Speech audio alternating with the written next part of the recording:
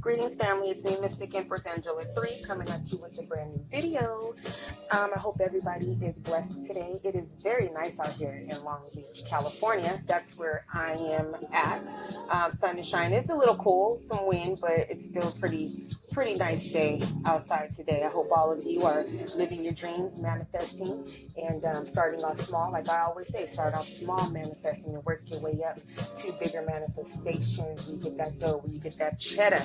Okay, so I'm coming on here today because I thought it'd be cool to share some of my experiences that I have with OSHUN and finding OSHUN and physically finding OSHUN and things like that, because I know a lot of people have been emailing me asking me certain questions about OSHUN or Yemaya, and I really have a rapport with OSHUN because she was one of the first ones I dealt with when I started my journey because of the number 5. It was always leading back to OSHUN, so I was on OSHUN for a while.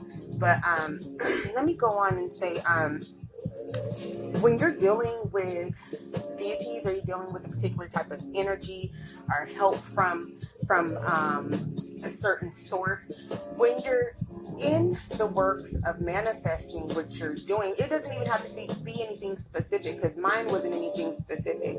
I did have information on the person that was supposed to be for me coming, and she did give me a specific time and certain things, and it was all legit. But there are certain signs you want to look out for. You're going to be tested on your character. You're going to be tested on your morals, on your values, and that is from source. That is from your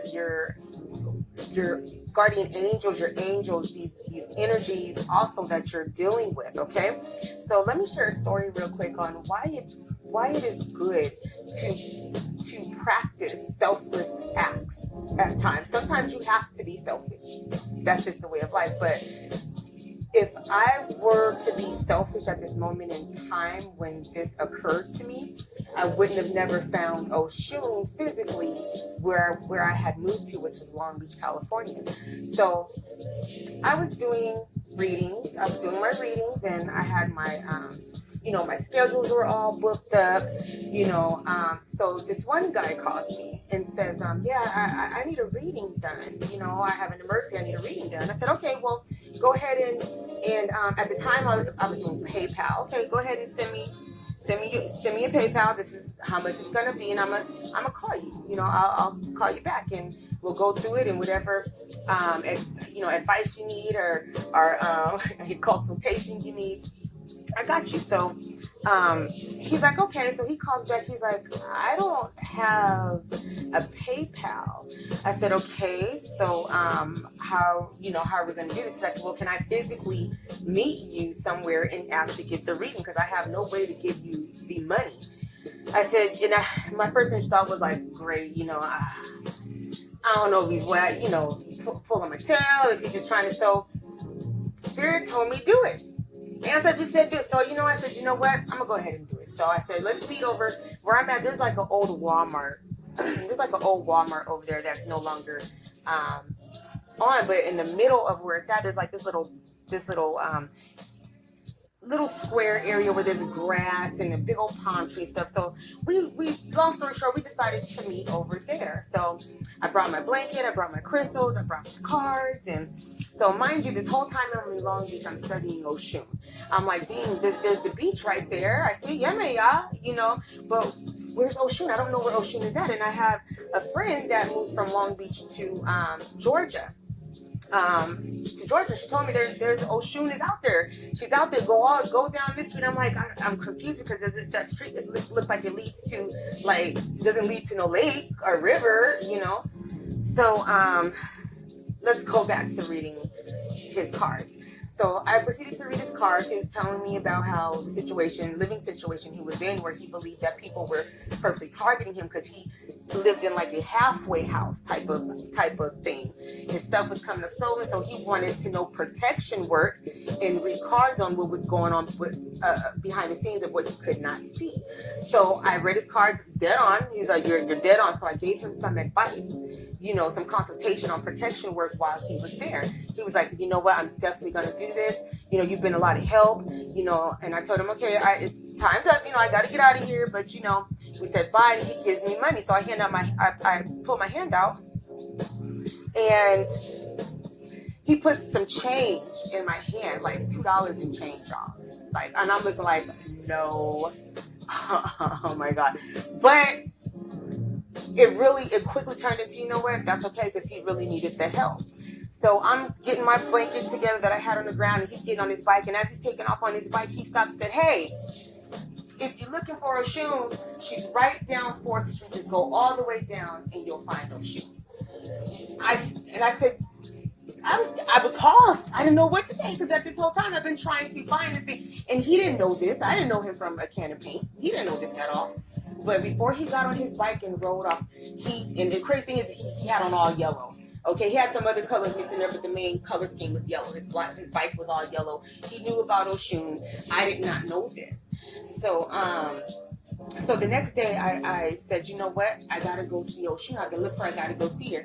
And y'all, it was not an easy travel, because at the time I didn't have a vehicle. I was fresh to Long Beach.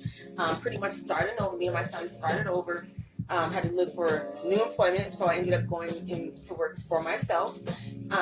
So I said, okay, let me go rent one of these bikes that's on the sidewalk over here in Long Beach. I don't know wherever you guys live. I'm in Long Beach. I'm in California. So there's an area where you can rent bikes for like a couple hours or whatnot. So I said, let me rent a bike, and I'm gonna go make it to OSHUN. So I'm going down 4th Street, like, okay, this is cool. It's just a little bike ride.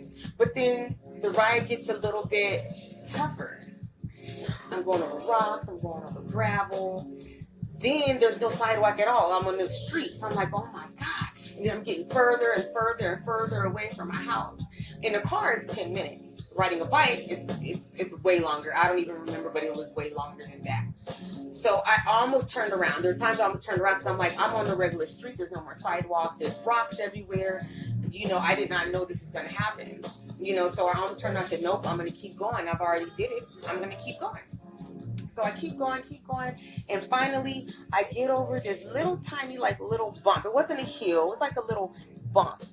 I get over this little tiny hill of a bump, and there she is.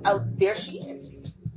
I forget what the name of the lake is, because I moved from over there. Cause that's a whole other story, how she gravitated me towards her, because when we left this place down here, we ended up happening to get somebody said, hey, there's a place down here that I know of. Come, we went down there. It happened to be literally 2 seconds away from the lake that I was led through OSHUN and my ancestors to go to. So I finally see the lake. So I packed me a little package up for OSHUN. It was a lemon tea bag, a lemon, some honey, stuff in case I found the lake, because I didn't think I was gonna find it. I didn't think I was gonna find it, because it seemed like it was going to nowhere.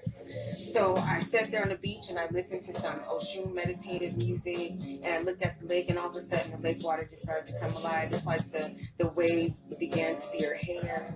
Her eyes were up at the shore where your feet twiddle in the sand and in the water, and it almost became intimidating, because you can actually see this. All of you that have been there know what I'm talking about. If you haven't experienced it, you're gonna love it when you finally pop that part right there. But it was amazing. And then so I wanted to leave the lemon tea, my offering, to her.